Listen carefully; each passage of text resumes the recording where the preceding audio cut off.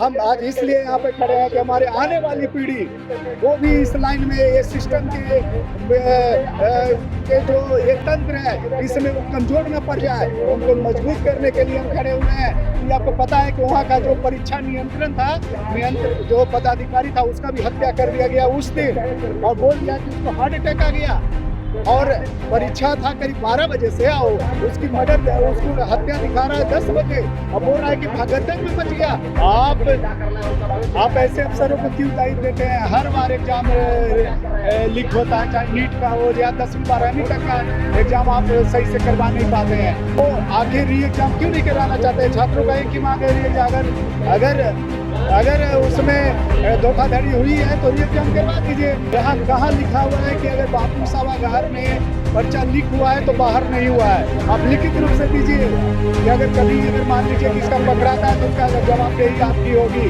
वो कहीं ना कहीं अपनी नाकामियों को छिपा रहे हैं और साथ साथ भ्रष्ट पदाधिकारियों को भी बचाने का कोशिश कर रहे हैं जो बिहार को बर्बाद करने को तुले हैं।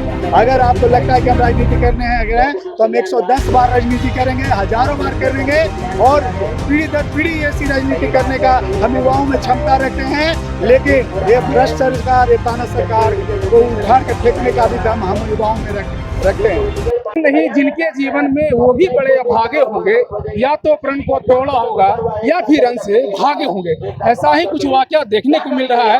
लगातार 10 दिन से जनसुराज के संस्थापक या फिर सूत्रधार के हैं, वो लगातार आमरण अनशन पे हैं, और देखा कि किस तरीके से पटना में लाठी और किस तरीके से क्या क्या नहीं आप मेडिकल में भर्ती हैं। और अभी हमारे साथ पूरे तमाम मुद्दों पर बातचीत करने के लिए जनसुराज के प्रदेश युवा उपाध्यक्ष डॉक्टर BD शर्मा जी मौजूद हैं। सर, इस बीपीएससी को री एग्जाम को लेकर कैसे देख रहे हैं? क्योंकि एक बापू सभागार पे एग्जाम कराना और बाकी सेंटरों पर न कराना क्या झलकता है?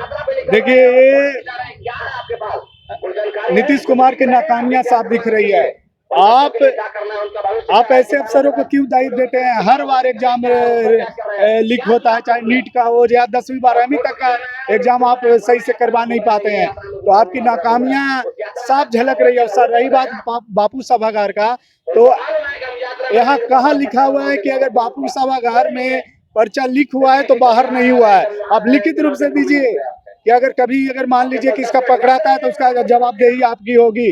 तो हमारा ये कहना है कि ये तो चोर मौसेरे भाई वाली बात हो रही है कि भाई अगर चोर का जो समर्थन करता है तो वो भी कहीं ना कहीं उतना ही दोषपूर्वक है जितना वो चोरी करने वाला है। तो हमारा कहना है कि वो आखिर री एग्जाम क्यों नहीं कराना चाहते? छात्रों का एक ही मांग है, री एग्जाम अगर उसमें धोखाधड़ी हुई है तो री एग्जाम करवा दीजिए।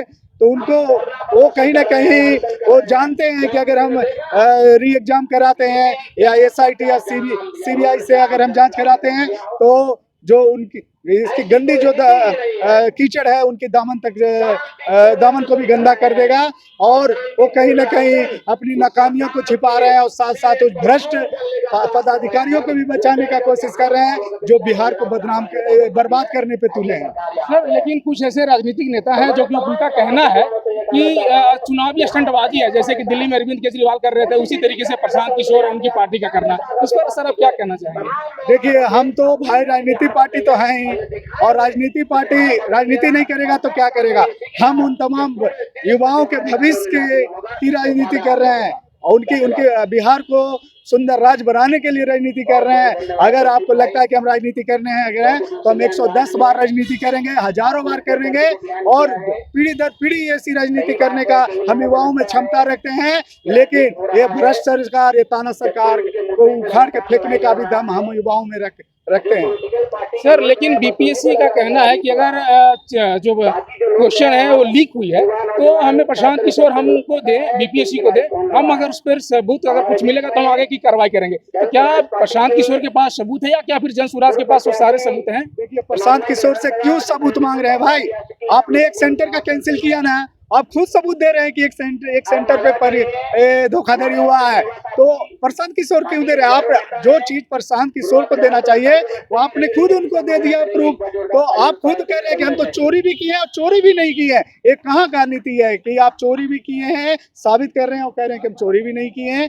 तो हमारा कहना है कि हमारा कहना है कि नीतीश कुमार लिख के दें कि ये जो धोखाधड़ी हुई है ओनली बापू साहब घर तक ही सीमित रहा। आप वहाँ का सीसीटीवी फुटेज दे दीजिए। अभी आपको पता है कि वहाँ का जो परीक्षा नियंत्रण जो पदाधिकारी था उसका भी हत्या कर दिया गया उस दिन, और बोल दिया कि उसको हार्ट अटैक आ गया, और परीक्षा था करीब 12 बजे से, उसकी उसको हत्या दिखा रहा है 10 बजे, अब बोल रहा है कि भगदड़ में मच गया। तो जब अभ्यर्थी को कहीं 2 घंटा पहले परीक्षा सेंटर में घुसाया जाता है क्या, आधा घंटा 1 घंटा पहले, तो ये 10 बजे के यानी कहीं न कहीं वैसे अभ्यर्थियों को, आपका कहना है कि सोची समझी साजिश के तहत उसकी हत्या कर दी गई। वैसे अभ्यर्थी को पहले ही घुसा के उनको पेपर दे दिया गया कि भाई ये लिख लो।